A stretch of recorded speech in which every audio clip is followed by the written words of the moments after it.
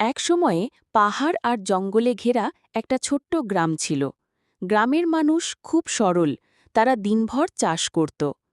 সেই গ্রামে থাকত তানিয়া নামের এক ছোট্ট মেয়ে।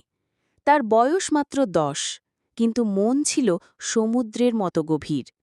তানিয়ার মা ছোটবেলায় মারা গিয়েছিল, তাই সে বাবার সঙ্গেই বড় হয়েছে।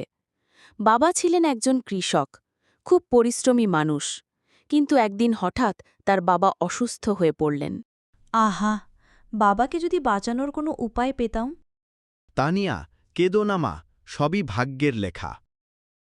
না বাবা, আমি তোমাকে কিছুতেই হারাতে দেব না।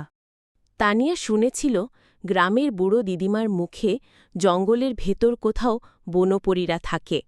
তারা খুব দয়ালু, তবে শুধু সেই মানুষকেই সাহায্য করে যাদের মন সত্যিই পরিষ্কার আর ইচ্ছা সত্যিই ভালো। এক সন্ধেয় সূর্য যখন আকাশের গায়ে কমলা রং মাখছে, তানিয়া একা একা নদীর ধারে গেল। নদীর জল তখনও সূর্যের আলোয় ঝিকিমিকি করছে। সে চুপচাপ বসে জলে তাকাল। চোখ দিয়ে টপ টপ করে জল পড়ছিল। ধীরে ধীরে ফিসফিস করে বলল, পরিদি, যদি তুমি সত্যিই থেকে থাকো তবে বাবাকে সুস্থ করে দাও।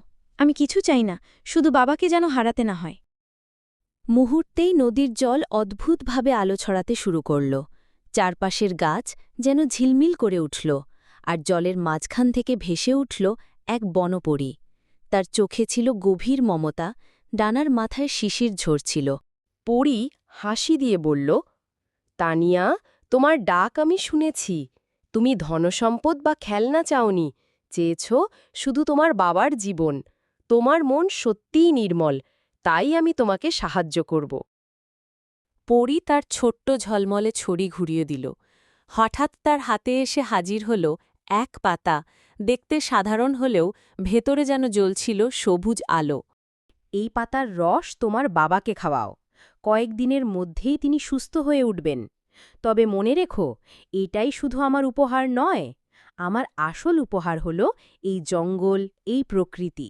গাছপালা, ভেষজ, ফুল, নদী, এই সবের ভেতরেই আছে সব রোগের দাওয়াই, সব সমস্যার সমাধান। মানুষের শুধু জানতে আর বিশ্বাস করতে হয়।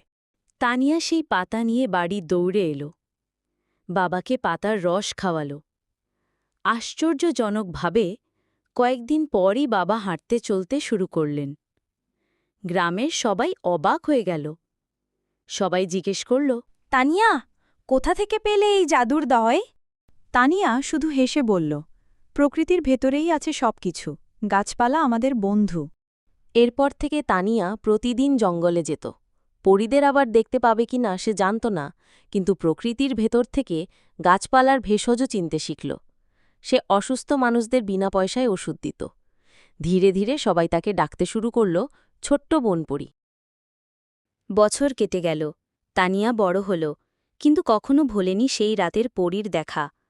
তার মনে সবসময় ভেসে উঠত সেই কথাগুলো, প্রকৃতি হল আসল উপহার। গ্রামের মানুষদের মধ্যে তখন থেকে একটা বদল এসেছিল। তারা আর গাছ কেটে ফেলত না, নদী নোংরা করত না। সবাই জানত প্রকৃতিকে ভালোবাসলে প্রকৃতিও তার আশীর্বাদ ফিরিয়ে দেয়।